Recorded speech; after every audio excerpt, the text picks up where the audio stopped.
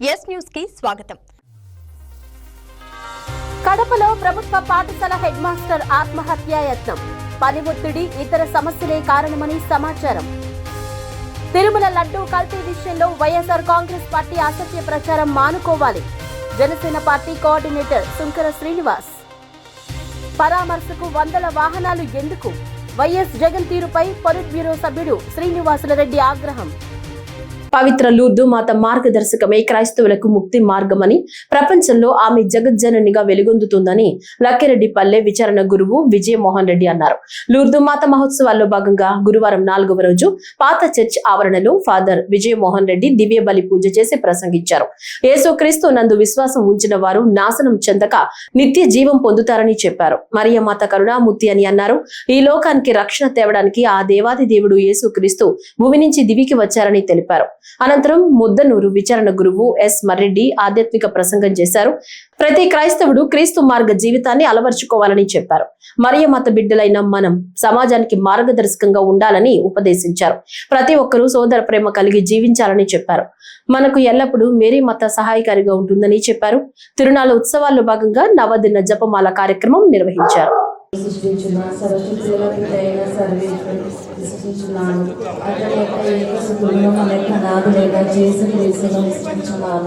ఇతడు పవిత్ర ఆత్మ వల్ల గర్భమై కన్య మరియమ్మ నుండి పుట్టెను.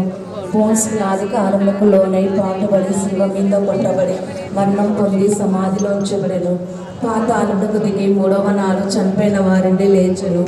పరలోకం కెక్కి సరశక్తి గల పిత అయిన సర్వేశ్వరుని కుడి ప్రక్కన కూర్చొనున్నారు.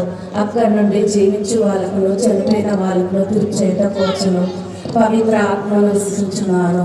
పరిశుద్ధ కథోలిక సభను పునీతుల సంబంధ ప్రయోజనంలో విశ్వసించున్నాను. మందునుడు మా యొక్క తండ్రి, మీ నామం పూజింపబడును గాక.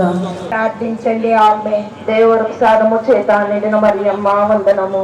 ఏలిన వారు మీతో ఉన్నారు. స్త్రీలలో ఆశీర్వదింపబడిన వారు మీరే. మీ గర్భఫలముకు చేసు ఆశీర్వదింపబడిన వారకులే. పరిశుద్ధ మరియమ్మ సర్వేశ్వరుని యొక్క మాత, పాపాత్ములైన మా కొరకు ఇప్పుడును మా మరణ సమయమందును ప్రార్థించండి. ఆమె దేవుడు ప్రసాదము చేత నిండిన మరియమ్మ వందనము. ఏలిన వారు మీతో ఉన్నారు. స్త్రీలలో ఆశీర్వదింపబడిన వారు మీరే. మీ గర్భఫలముకు చేసు ఆశీర్వదింపబడిన వారు మీతో ఉన్నారు. స్త్రీలలో ఆశీర్వదింపబడిన వారు మీరే. మీ గర్భఫలముకు చేసు ఆశీర్వదింపబడిన వారు మరియమ్మ సర్వేశ్వరుని యొక్క మాత, పాపాత్ములైన మా కొరకు ఇప్పుడు మా మరణ సమయమున ప్రార్థించండి. ఆమె దేవుని ప్రసాదం చేత నిండిన మరియమ్మ వందనము.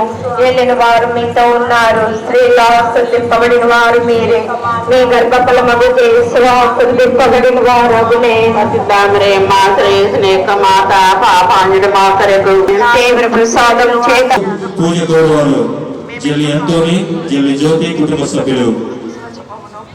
దేవమాత పాదముల చెంత క్రీస్తు చేతుల శ్రీమతి మేరీ ఆశీర్వాద ఆత్మకృతి విశ్రాంతి కలగాలని పూజ గురువారు మేరీ కుటుంబంలో అనుకున్నటువంటి తలంపులన్నీ కూడా నెరవేరి వారి ఆర్థిక సమస్యలన్నీ కూడా తొలగిపోవాలని పూజ కోరువారు. అమలు కడప నగరంలోని మున్సిపల్ హై స్కూల్ మెయిన్ ఉన్నత పాఠశాలలో ఇన్ఛార్జ్ హెడ్ మాస్టర్ గా విధులు నిర్వహిస్తున్న జబీమా సుందరం ఆత్మహత్యాయత్నానికి పాల్పడ్డారు. ఈ రోజు ఉదయం తన ఇంట్లో ఎవరు లేని సమయంలో ఉరివేసుకుని ఆత్మహత్యాయత్నానికి ప్రయత్నించారు. వెంటనే స్పందించిన స్థానికులు ఆమెను హుటాహుటిన స్థానికంగా ఓ ప్రైవేట్ ఆసుపత్రికి తరలించి చికిత్సను అందిస్తున్నారు. జమీమా భర్త పుష్పరాజ్ కూడా రామరాజుపల్లెలో స్కూల్ అసిస్టెంట్ గా పనిచేస్తున్నారు. విషయం తెలిసిన వెంటనే డీఈఓ సంషుద్దీన్ ఆసుపత్రి వద్దకు చేరుకుని ఆమెను పరామర్శించారు. ఇటీవల ఇన్ఛార్జ్ హెడ్ మాస్టర్ గా విధులు కేటాయించినట్లు తెలుస్తుంది. ఇందులో భాగంగా ఆమె తనకు పని ఒత్తిడి ఎక్కువైందని, దీంతో పాటు ఇంట్లో వ్యక్తిగత కారణాల వల్ల ఘటనకు పాల్పడినట్లు సమాచారం. ఘటనపై పూర్తి వివరాలు తెలియాల్సి ఉంది. పరీక్ష పే చర్చ దేశవ్యాప్తంగా మోడీ గారి యొక్క కార్యక్రమాన్ని విజిట్ చేసే ఇందులో భాగంగా పోరిమామూల్లో వెళ్తున్నప్పుడు దాదాపు 9:20 ఆ ప్రాంతంలో నాకు ఇన్ఫర్మేషన్ రావడం జరిగింది. మేడం గారు బాధాకరమైనటువంటి కొన్ని మెసేజ్లు గ్రూప్లో పెట్టారని.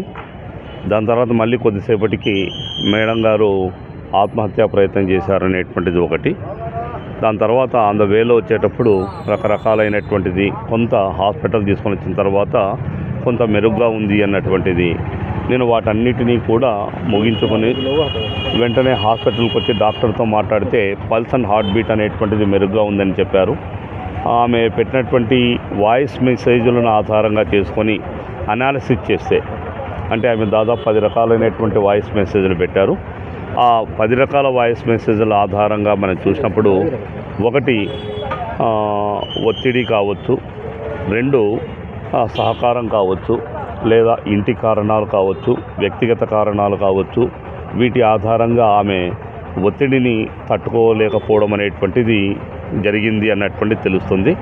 ఇక ఆమె స్పృహలోకి వచ్చి మాట్లాడిన తర్వాత మాత్రమే ప్రత్యేకమైన కారణాలు తెలుస్తాయి. సో దాదాపు డాక్టర్ల యొక్క కథనం మేరకు త్వరలోనే ఆమె ఆరోగ్యం మెరుగుపడుతుంది అనేటువంటిది ఉంటుంది. అది ఆశిస్తాం సార్. Thank you. కుక్కతోక పట్టుకుని గోదావరి ఈదినట్లు జగన్ రెడ్డి మరియు వైసీపీ పార్టీ నాయకులు తిరుమల లడ్డు అంశంపై అసత్య ప్రచారాలు చేస్తూ ప్రజలను గందరగోళానికి గురి చేస్తున్నారని జనసేన పార్టీ ఉమ్మడి కడప జిల్లా coordinator, Kadapa assembly incharge Sunkara Srinivas తీవ్రంగా విమర్శించారు. కడపలో ఆయన మాట్లాడుతూ తిరుపతి మహాప్రసాదం లడ్డు విషయంలో వైసీపీ నాయకులు వాస్తవాలను అంగీకరించకుండా తప్పుదారి పట్టించే వాదనలు చేస్తున్నారన్నారు. తిరుమల మహాప్రసాదంలో కల్తీ జరిగింది అన్నది నిజమని స్పష్టం చేస్తూ ఈ అంశాన్ని దాచిపెట్టి వైసీపీ నాయకులు ఈ రోజు ప్రజలను ఉద్దేశపూర్వకంగా తప్పుదోవ పట్టిస్తున్నారని ఆరోపించారు. వైసీపీ నాయకులు కులాల మధ్య, వర్గాల మధ్య చిచ్చు పెట్టేలా దుర్మార్గమైన విషపూరిత రాజకీయాలు చేస్తున్నారన్నారు. వైసీపీ పార్టీ అలాగే ఈ జగన్మోహన్ రెడ్డి గారు ఏ విధంగా అసత్య ప్రచారాలు చేస్తున్నారో వాటి గురించి వారు మాట్లాడడం జరిగింది. ఈ సందర్భంగా కడప జిల్లా నుంచి మేము చెప్తున్నాం, ఈ వైసీపీ పార్టీకి, జగన్మోహన్ రెడ్డి గారికి, మీరు మర్డర్ జరిగిందయ్యా అంటే ఆరోపణ పత్రం మాత్రమే వచ్చింది. మర్డర్ జరిగింది అని తేలిపోయిన తర్వాత లేదు, మీరు చెయ్యి విరగడం ద్వారా మర్డర్ జరిగింది, ఆ చెయ్యి విరగలేదని ఇప్పుడు వచ్చిందని మీరు తప్పుడు దారిలో పక్కదారి పట్టించేటట్టు టాపిక్ని మొత్తం మీరు మాట్లాడుతూ అసందర్భంగా దాన్ని పట్టుకొని మీరు ఫ్లెక్సీలు వేయడం, రాష్ట్రమంతా అలజడులు సృష్టించడం, అలాగే కులాల మధ్య, వర్గాల మధ్య వైషమ్యాలు పెంచి మీరు మీ చేతగాని తనాన్ని, మీ యొక్క ఏదైతే అవినీతి కార్యక్రమాలు చేస్తూ అసందర్భంగా మీరు చేసే ప్రతి ఒక్క కార్యక్రమాన్ని కూడా ప్రజలని మభ్యపెట్టడానికే మీరు చేస్తున్నారు. అలాగే తిరుమల తిరుపతి దేవస్థానం ఎంత గొప్ప దేవదేవుడి వైభవం ఉన్నటువంటిది, కోట్లాది మంది ప్రజల మనోభావాలు దెబ్బతిన్నాయన్నటువంటి విషయాన్ని మీరు గుర్తించకుండా మీరు ఈరోజు ప్రజలను తప్పుదోవ పట్టిస్తున్నారు. ఎందుకంటే కల్తీ జరిగింది నిజం, అసలు సింథటిక్ నెయ్యి వాడారు, ఇది అసలైన నిజం. ఇది మర్డర్ అంటే, ఇది ఆరోపణ పత్రంలో ఛార్జ్ షీట్లో ఉన్న విషయం. ఇది మీరు మర్డర్ గురించి మాట్లాడకుండా చెయ్యి విరిగిందని చెప్పారు, చెయ్యి విరగలేదు చూడండి అని మీరు మాట్లాడుతూ మీరు నిస్సిగ్గుగా మొగుడిని కొట్టి మొగసాలకెక్కి ఏడ్చినట్టు మీరు నిస్సిగ్గుగా మీరు ఈ రాజకీయాన్ని చేస్తున్నారు. మీరు రాష్ట్రాన్ని తగలబెట్టాలనుకుంటున్నారా? మీరు కులాల మధ్య, వర్గాల మధ్య వైషమ్యాలు పెంచి ఈ కూటమిని విచ్ఛిన్నం చేసి, ఏదైతే కూటమి ఇంత బలంగా ఉందో, ఐకమత్యంగా ఉందో, కూటమిని మీరు విచ్ఛిన్నం చేయాలని, కులాల మధ్య తగువు పెట్టాలని మీరు ఈ యొక్క దుర్మార్గమైనటువంటి, ఈ యొక్క విషపూరితమైనటువంటి కార్యక్రమాలన్నీ మీరు చేస్తున్నారు. ఈ ప్రజలందరూ గమనిస్తున్నారు. మేము కూడా ప్రజలందరికీ చెప్తున్నాం, జగన్మోహన్ రెడ్డికి చేతగాక, ఏమి చేతగాక చేసుకోలేక ఇతను పక్కదారులు పట్టి విషబీజాలు నాటి సమాజంలో అల్లరి సృష్టించి, పెట్టుబడులు రాకుండా శాంతి భద్రతల సమస్యలు సృష్టించి ఈ రాష్ట్రం తగలబడిపోయేలాగా, ఒక బీహార్ లాగా తయారయ్యేగా చేయాలని కుట్ర పన్ని ఈ యొక్క పక్కదారులు పట్టేటువంటి విష ప్రచారాలు, గోబెల్ ప్రచారాలు చేస్తున్నారు. కాబట్టి ప్రజలందరూ గమనిస్తున్నారు. జగన్మోహన్ రెడ్డి గారు మీ కుతంత్రాలు ఇక ఎంత మాత్రం చెల్లవు. మా నాయకుడు పవన్ కళ్యాణ్ గారు చెప్పినట్టు కల్తీ జరిగింది నిజం, వాస్తవం. అది ఏంటో ప్రతి ఒక్కటి కూడా మీకు అడిషనల్ ఛార్జ్ షీట్ ద్వారా మొత్తం తెలుస్తాయి. ఛార్జ్ షీట్ అన్నది ఒట్టి ఆరోపణ పత్రం మాత్రమే, ఇంకా తీర్పు రాలేదు. తీర్పు వచ్చినాక మాట్లాడడం తప్ప తీర్పు రాకముందే చక్కలు గుర్తుకుంటూ మాకు క్లీన్ చిట్ వచ్చిందని చెప్పడం నిస్సిగ్గుగా మీరు చేసినటువంటి నిస్సిగ్గు రాజకీయం అని తెలుపుతూ, ఇప్పటికైనా ప్రజల సంక్షేమం కోసం, రాష్ట్ర భవిష్యత్తు కోసం మీరు పనిచేయాలని, ఇప్పటికైనా బుద్ధి తెచ్చుకోవాలని హితవు పలుకుతున్నాం. జై జనసేన. ప్రొద్దుటూరు పెన్నా నది పరివాహక ప్రాంతంలో నూతనంగా నిర్మాణం చేపట్టిన వారాహి అమ్మవారి ఆలయాన్ని గురువారం రాత్రి ఫారెస్ట్ అధికారులు జేసీబీతో కూల్చివేశారు. ఆలయం కూల్చివేసిన ప్రదేశాన్ని ప్రొద్దుటూరు ఎమ్మెల్యే వరదరాజుల రెడ్డి, టీడీపీ శ్రేణులు, బీజేపీ శ్రేణులు పరిశీలించారు. ఆలయం ఫారెస్ట్ ల్యాండ్ లో ఉన్నప్పటికీ హిందూ దేవాలయాన్ని అర్ధరాత్రి సమయంలో కూల్చివేయడం అనేది చాలా తప్పు అని ఎమ్మెల్యే తెలిపారు. ఆలయం కూల్చేసిన ప్రదేశంలోనే తిరిగి నూతన ఆలయ నిర్మాణం చేయడానికి తన సహాయ సహకారాలు అందిస్తానని, భవిష్యత్ కాలంలో అధికారుల వలన ఇబ్బందులు కలగకుండా కూడా చూస్తారని ఎమ్మెల్యే వరదరాజుల రెడ్డి హామీ ఇచ్చారు. అయితే ఆలయాన్ని కూలదోసిన అధికారులపై చర్యలు తీసుకోవాలంటూ బీజేపీ నేతలు, హిందూ సంఘాలు ప్రొద్దుటూరు ఎర్రగుంట్ల ప్రధాన రహదారిపై బైఠాయించి నిరసన తెలియజేశారు. నిన్నటి దినం ఇక్కడ నిర్మించిన దేవాలయం అంటే కవిశాస్త్రి గారు ప్రత్యంగిరాదేవి అమ్మవారిని ఇక్కడ స్థాపించడం జరిగింది. ఇది ఒరిజినల్గా ఫారెస్ట్ స్థలం. అయితే ఇక్కడ ఫారెస్ట్ స్థలంలో ఏదైనా కూడా మనం నిర్మాణం చేసుకోవాలంటే ఉన్నతాధికారుల నుంచి పర్మిషన్ పొందిన తర్వాతనే చేసుకోవాలి. అయితే ఇక్కడ దీని పక్కన ఉండబడిన దేవాలయం ఒక 10 సంవత్సరాల కిందట ఎవరి అనుమతి లేకుండా అక్కడ కట్టుకోవడం జరిగింది. అక్కడ పూజలు జరుగుతున్నాయి. మేము కూడా గతంలో అది వచ్చినప్పుడు 2-3 రోజులు అక్కడ పూజల్లో పాల్గొనడం కూడా జరిగింది. మళ్ళీ ఇది స్వామి కొత్తగా దీనిని ఈ స్వామి అమ్మవారిను స్థాపితం చేయడం జరిగింది. ఇక్కడ ఫారెస్ట్ డిపార్ట్మెంట్ వారు స్థలంలో ఇది జరుగుతుందని ప్రొద్దుటూరుకి సంబంధించిన ఫారెస్ట్ డిపార్ట్మెంట్ వారు ఉన్నతాధికారులకు వాళ్ళు ఇక్కడ ఒక టెంపుల్ మనతో పర్మిషన్ లేకుండా జరుగుతుందని వాళ్ళు ఉన్నతాధికారులకు చెప్పినారు. ఉన్నతాధికారులు ఈ టెంపుల్ను మీరు దాన్ని ఆపేసేయండి అని చెప్పినారు. ఆపేసే దాంట్లో భాగంగా వీళ్ళకు మిస్అండర్స్టాండింగ్ వచ్చిన కారణంగా వాళ్ళు వచ్చి పడగొట్టడం జరిగింది. ఈ పడగొట్టిన దేవాలయం హిందూ దేవాలయాన్ని పడగొట్టడం అనేది తప్పు. ఎక్కడైనా కూడా చాలా ఫారెస్టు అన్యాక్రాంతమైన సందర్భంగా ఒక భక్తులకు ఉపయోగపడే ఒక టెంపుల్ను ఇక్కడ నిర్మాణం చేస్తానే దాన్ని వాళ్ళు ఉన్న పలంగా పడగొట్టడం అనేది కరెక్ట్ కాదు. కాబట్టి ఇప్పుడు ఈ పడిపోయిన దేవాలయాన్ని మళ్ళీ పునర్నిర్మాణం చేసేదానికి మా అందరి సహాయ సహకారాలు వస్తాయి. భవిష్యత్తులో ఎలాంటి ఫారెస్ట్ డిపార్ట్మెంట్ వాళ్ళతో కానీ ఇతరుల అధికారులతో కానీ ఎలాంటి ఇబ్బంది లేకుండా దీన్ని పునరుద్ధరించడం జరుగుతుంది. ఏ సమస్య ఇది ఎవరు దీన్ని ఇంతటితో ఆపేయాలా? కడప జిల్లా ప్రొద్దుటూరులో దారుణం చోటు చేసుకుంది. ఒక మున్సిపల్ అధికారి స్థానికంగా ఒక హోటల్ కి వెళ్లి 1/3 కాఫీ అడగ్గా అలా ఇవ్వలేము అని హోటల్ యజమాని చెప్పారు. దీంతో ఆగ్రహించిన అధికారి జేసీబీతో దుకాణం వద్ద ర్యాంప్ తొలగించే ప్రయత్నం చేసిన ఘటన పట్టణంలో కలకలం రేపుతోంది. డ్రైనేజీ మీద ఉన్న ర్యాంప్ ను పగలగొట్టాలి అని ప్రయత్నించి తద్వారా ఆ హోటల్ కి మార్గం లేకుండా చేస్తే ఆ హోటల్ వ్యాపారం దెబ్బతీయాలి అనే ఉద్దేశంతో జేసీబీని తెచ్చి పగలగొట్టాలని చూశారు. అయితే హోటల్ యజమాని టౌన్ లో ప్రతి చోట డ్రైనేజీ మీద ఇలానే ఉంటుంది అని అన్ని ర్యాంపులు కూడా పగలగొట్టాలి అంటూ జేసీబీకి అడ్డంగా పడుకున్నారు. చేసేదేమీ లేక అక్కడి నుంచి వెనుతిరిగిన ఘటనపై సర్వత్రా విమర్శలు వెల్లువెత్తుతున్నాయి. దీంతో విషయం తెలుసుకున్న కమిషనర్ అధికారిని విధుల నుంచి తొలగిస్తూ ఉత్తర్వులు జారీ చేశారు.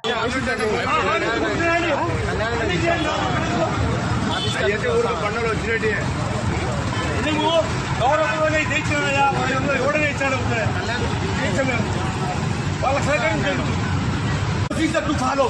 Do you have any? You don't know English. You don't know rules. మీరు follow గారు. మీకు ఒక ట్రాఫిక్ వెళ్ళేది మాట్లాడరా? అదే చెప్పారు.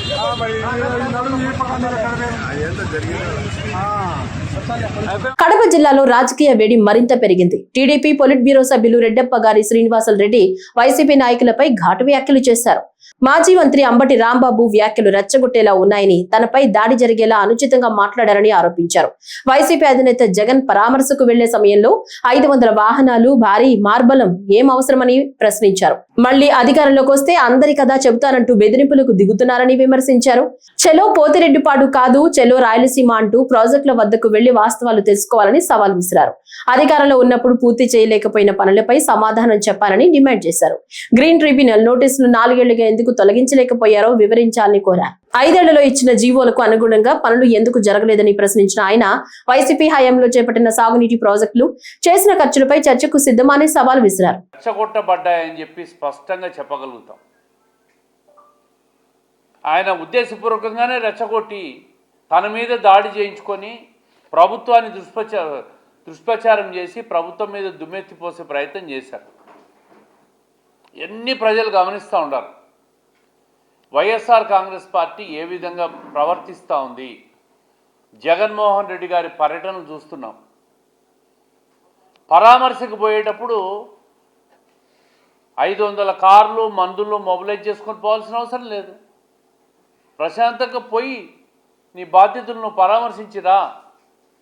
దానికి ప్రజల్ని ఇబ్బంది పెట్టడం ఎందుకు, ట్రాఫిక్ ఇబ్బందులు పెట్టడం ఎందుకు, ప్రభుత్వాన్ని ఇబ్బంది పెట్టడం ఎందుకు, పోలీసులు వాళ్ళ డ్యూటీ వాళ్ళు చేస్తూ ఉంటే వాళ్ళ మీద విరుచుకుపడడం ఎందుకు? ఇవన్నీ ఒక ఉద్దేశపూర్వక కుట్రగా జరుగుతూ ఉంది రాష్ట్రం మీద. అది 5 ఏళ్ళు మీకు అధికారం ఇచ్చారు, మీరేం చేశారో ప్రజలు చూసినారు. మళ్ళీ కళ్ళు మూసుకొని తెరిస్తే మళ్ళా 3 ఏళ్ళు అయిపోతుంది, ఇప్పుడు 2 ఏళ్ళు అయిపోయింది, మళ్ళీ మేము వస్తాం, పోలీసుల కథ చెప్తాం, మీ కథ చెప్తామని మాట్లాడుతూ ఉంటాడు. నిన్న పోతిరెడ్డిపాడుకు పోయినారు రాయలసీమ నాయకులంతా. మీరందరూ పోవాల్సింది పోతిరెడ్డిపాడుకు కాదు. జగన్మోహన్ రెడ్డి గారు ముఖ్యమంత్రి అయిన తర్వాత శాంక్షన్ చేసిన రాయలసీమ లిఫ్ట్ ఇరిగేషన్ ప్రాజెక్టు ఆయన హయాంలో అధికారం లేకొచ్చిన 5-6 నెలల్లోనే జీవోలు ఇచ్చి మొదలుపెట్టాడు. 4-5 సంవత్సరాల కాలం ఇస్తే దాన్ని ఎందుకు పూర్తి చేయలేకపోయినారని చెప్పి రాయలసీమ వైఎస్ఆర్ కాంగ్రెస్ పార్టీ వాళ్ళు జగన్మోహన్ రెడ్డి గారిని అడగండి, మీ మాజీ ముఖ్యమంత్రి గారిని అడగండి. అడగాల్సింది మమ్మల్ని కాదు. మీరు తలపెట్టిన ప్రాజెక్టులు 5 సంవత్సరాలు సంపూర్ణ అధికారం ఇస్తే పూర్తి చేయలేక మీరు ఫెయిల్యూర్ అయినారు. ఈరోజు పోతిరెడ్డిపాడు దగ్గరికి పోయి డ్రామాలు ఆడుతూ ఉన్నారు, నీళ్ళ డ్రామాలు, ప్రాంతీయ విద్వేషాలు, తెలంగాణకు ఆంధ్రాకు ముడిపెట్టడం, కృష్ణా జలాల వాటాలో వాళ్ళు ఎక్కువ తీసుకుపోతున్నారని మాట్లాడడం, ఆంధ్ర పట్టించుకోలేదని మాట్లాడడం. ఈరోజు ఒకసారి చూస్తే రాయలసీమలో ఉన్న రిజర్వాయర్లన్నీ కూడా పూర్తిగా నిండి రైతులకు నీళ్ళు ఇచ్చే పరిస్థితిలో ప్రభుత్వం సిద్ధంగా ఉంది. పోతిరెడ్డిపాడు ఏం చేయని పోయినారు, అక్కడికి ఏమి ధర్నా దీక్షలు చేస్తారు, మీరెందుకు పూర్తి చేయలేకపోయినామని చెప్పి మీరు ముందు సమాధానం చెప్పాలి. 4 సంవత్సరాల్లో నేషనల్ గ్రీన్ ట్రిబ్యునల్ విధించిన స్టేని మీరు ఎత్తించలేకపోయినారు. ఆ రోజు కేంద్ర ప్రభుత్వంతో మీరు మిలాఖతులో ఉన్నారు కదా, సఖ్యతలో ఉన్నారు కదా, మరి ఎందుకు మీరు ఆ నేషనల్ గ్రీన్ ట్రిబ్యునల్లో ఇచ్చిన స్టేను మీరు ఎత్తలేకపోయినారు? ఒక ఛాలెంజ్ విసురుతూ ఉండా, 2014 నుంచి 19 కాలంలో 12,000 కోట్ల రూపాయలు రాయలసీమ ఇరిగేషన్ ప్రాజెక్టుల మీద మేము ఖర్చు చేశాం. 19 నుంచి 24 మధ్య 5 సంవత్సరాల కాలం ఇస్తే కేవలం వైఎస్ఆర్ కాంగ్రెస్ పార్టీ 2,000 కోట్ల రూపాయలు మాత్రమే ఇరిగేషన్ ప్రాజెక్టుల మీద ఖర్చు చేసింది. దాంట్లో 1,000 కోట్లు రాయలసీమ లిఫ్ట్ ఇరిగేషన్ ప్రాజెక్టు మీద మట్టి పనులు తోడేదానికి ఖర్చు పెట్టి 1,000 కోట్ల ప్రజాధనాన్ని వృధా చేసి నేషనల్ ట్రిబ్యునల్ నుంచి మొట్టికాయలు వేయించుకొని ఫైన్లు కట్టే పరిస్థితికి వచ్చిందంటే అది ఆ ప్రభుత్వ వైఫల్యమా కాదా అని చెప్పి నేను అడుగుతూ ఉంటాను. వాళ్ళు వైఫల్యం చెంది ఈరోజు ప్రాజెక్టులు పూర్తి చేయమని పోతిరెడ్డిపాడుకు పోతే సమాధానం చెప్పాల్సింది మేము కాదు, మీ నాయకుడు జగన్మోహన్ రెడ్డి గారు.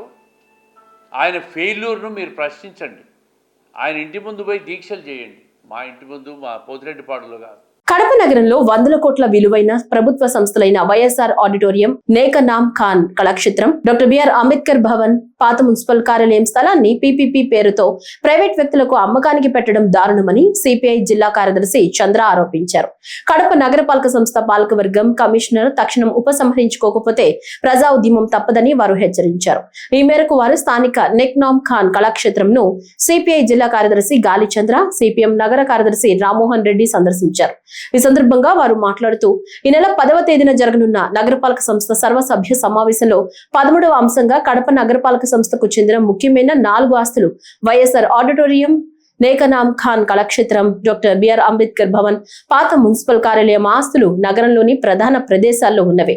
వీటిని పబ్లిక్ ప్రైవేట్ పార్ట్నర్షిప్ విధానంలో అమలు చేయటకు ప్రతిపాదించబడింది. గతంలో పాత మున్సిపల్ కార్యాలయం స్థలాన్ని మౌర్య అనే సంస్థకు కట్టబెట్టాలని చూస్తే ప్రజా ఉద్యమానికి వెనక్కి తగ్గి ప్రైవేటీకరణ రద్దు చేశారన్నారు. కడప నగరపాలక సంస్థలు విలువైన ప్రభుత్వ సంస్థలను పీపీపీ పద్ధతిలో ప్రైవేట్ వ్యక్తులకు కట్టబెట్టాలని చూడడం విడ్డూరంగా ఉందని, నగరంలో ఉన్నది వైసీపీ పాలకవర్గమా లేక కూటమి పాలకవర్గమా అన్న అనుమానాలు కలుగుతున్నాయన్నారు. పబ్లిక్ ప్రాపర్టీస్ వీటిని ఇవాళ పీపీపీ మోడల్లో ప్రైవేటు వ్యక్తుల కట్టబెట్టి తద్వారా అమ్మకానికి పెట్టాలనేటువంటి ఆలోచన కడప నగరపాలక సంస్థ మేయరు స్వహస్తాలతో ఆమోదంతో బయటకు వచ్చినటువంటి అజెండా అంశాలు. దీన్ని మేము భారత కమ్యూనిస్ట్ పార్టీ తీవ్రంగా ఖండిస్తూ ఉన్నాం, వ్యతిరేకిస్తూ ఉన్నాం. ఇదివరకే ఒకసారి గత పాలకవర్గంలో కూడా పాత మున్సిపల్ కార్యాలయ స్థలాన్ని మౌంట్ మౌర్య అనేటువంటి ఒక కార్పొరేట్ దిగ్గజానికి కట్టబెట్టాలనేటువంటి ఆలోచన చేస్తే ఆ రోజు కూడా వామపక్ష లౌకిక ప్రజాస్వామ్య శక్తులని కూడా వ్యతిరేకించే పోరాటం చేసే ఆ రోజు పాలకవర్గం వెనక్కి తగ్గి భవిష్యత్తులో కూడా దీన్ని ప్రైవేటు పరం చేయమని చెప్పి ప్రైవేటు వ్యక్తులకు ఇవ్వమని చెప్పి చెప్పడం జరిగింది. కానీ ఇవాళ పీపీపీ మోడల్లో కడప నగరపాలక సంస్థలో ఉన్న ప్రాపర్టీస్ను ఇవ్వాలని ప్రయత్నం చేస్తారు. ఒకవైపేమో రాష్ట్రంలో మాజీ ముఖ్యమంత్రి వైఎస్ జగన్మోహన్ రెడ్డి గారు పీపీపీ మోడల్కు వ్యతిరేకంగా మెడికల్ కాలేజీల ప్రైవేటీకరణకు వ్యతిరేకంగా గల్లీ నుంచి ఢిల్లీ వరకు పెద్ద ఎత్తున పోరాటం చేస్తూ ఉన్నారు. కానీ ఆ పార్టీకి సంబంధించినటువంటి పాలకవర్గం ఇవాళ కడప నగరపాలక సంస్థలో పాలనలో ఉంది. మరి ఆ పాలనలో ఏలుబడిలో ఉన్నటువంటి పాలకవర్గము మరి వాళ్ళ స్వస్థాలతో ఇవాళ ఈ పీపీపీ మోడల్ అమలు చేయడం అంటే పైన చెప్పేది ఒకటి, కింద జరిగేది ఇంకొకటి. పోనీ ఒకవేళ మీరేమన్నా అధికార పార్టీ నేతల ఒత్తిళ్లకు తలొగ్గి నగరపాలక సంస్థ కమిషనర్ ఏమైనా ఈ విధమైనటువంటి దుర్మార్గానికి ఆలోచనకు ఒడిగట్టాడంటే మీరు నగరపాలక సంస్థ పాలకవర్గం ఏం చెప్పాలి? వ్రాతపూర్వకంగా మీరు ఫిర్యాదు చేసి అజెండాలో ఈ అంశాన్ని తొలగించాలి అనేటువంటి అంశాన్ని ఎందుకు చెప్పలేకున్నారు? కొంతమంది ఏం చెప్తున్నారు, దీన్ని మీరు రేపొద్దున జనరల్ బాడీలో వ్యతిరేకిస్తాం. ఒకవేళ వ్యతిరేకించేటువంటి క్రమంలో కూడా కొంతమంది ఏదైనా లోపభూయిష్టమైనటువంటి ఒప్పందాలు చేసుకొని వీటిని మంచుకోటి పంచుకుంటే రేపొద్దున విలువైనటువంటి ప్రాపర్టీస్ అంతా ప్రైవేటు వ్యక్తులకు చేతులేకపోతే జరగబోయేదేంటి? ఇప్పటికే జిల్లా పరిషత్ స్థలాలన్నింటినీ కూడా కోట్ల విలువ చేసేటటువంటి స్థలాలలో 1.5 కోటితో కాంప్లెక్స్ కట్టి షాపింగ్ రూములకు లీజులకు ఇస్తామని అంటామంటే 2 ఎకరాల స్థలంలో 1.5 కోటితో ఒక బిల్డింగు ఏమాత్రం నిర్మాణం అవుతుందో మనందరికీ తెలుసు. దీని మాటున అధికార పార్టీ నేతలు కొల్లగొట్టాలనేటువంటి ఇన్సైడ్ ట్రేడింగ్ అనేటువంటిది ఇవాళ రాజ్యం వెళ్తున్నటువంటి నేపథ్యంలో ఈ విధమైనటువంటి దుర్మార్గానికి ఒడిగట్టడాన్ని మేము తీవ్రంగా ఖండిస్తూ ఉన్నాం, వ్యతిరేకిస్తూ ఉన్నాం. పైగా జనరల్ బాడీలో పెట్టినటువంటి అంశాలు ఇంకొక అంశం ఉంది. ఇంతకుముందు అగ్నిపత్ పేరుతో ఆర్మీ రిక్రూట్మెంట్ జరిగితే దానికి 92 లక్షలు ఖర్చు పెట్టినట్టు లెక్కలు చెప్తా ఉన్నాయి. 92 లక్షలు. కానీ ఇవాళ మున్సిపల్ స్టేడియంలో అగ్నిపత్ నిర్వహించినటువంటి అదే ప్లేస్లో రోజు ఉదయం సాయంత్రం వేల మంది వాకింగ్కి వస్తారు. యూరినల్కు పోవడానికి కూడా బాత్రూములు లేక ఇప్పటికీ అవస్థపడేటువంటి పరిస్థితి అక్కడ నెలకొంటున్నటువంటి నేపథ్యంలో 92 లక్షలు దేనికి ఖర్చు పెట్టారు, ఎక్కడ ఖర్చు పెట్టారు? దానికేమో ప్రభుత్వం నుంచి ఇచ్చేటటువంటి 25 లక్షలు అయితే ఇవాళ జనం నుంచి పన్నుల రూపంలో వసూలు చేసినటువంటి జనరల్ ఫండ్ నుంచి 65 లక్షల రూపాయలు కట్టాలని చెప్పి చెల్లించాలని. ఈ వార్తలు ఇంతటితో సమాప్తం. నమస్కారం.